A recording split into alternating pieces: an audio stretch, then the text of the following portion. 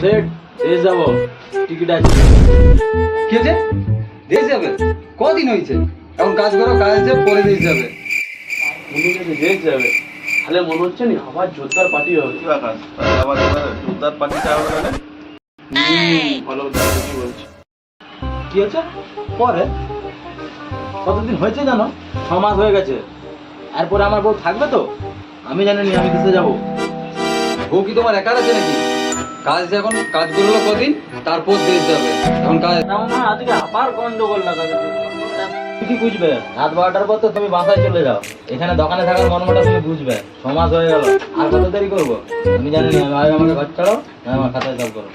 মানে সেট আমি না তুমি? দুদিন দেরি গেলে কি তোমার বউ পালিয়ে যাবে নাকি? তাহলে আমাকে ছাড়বে নি তো?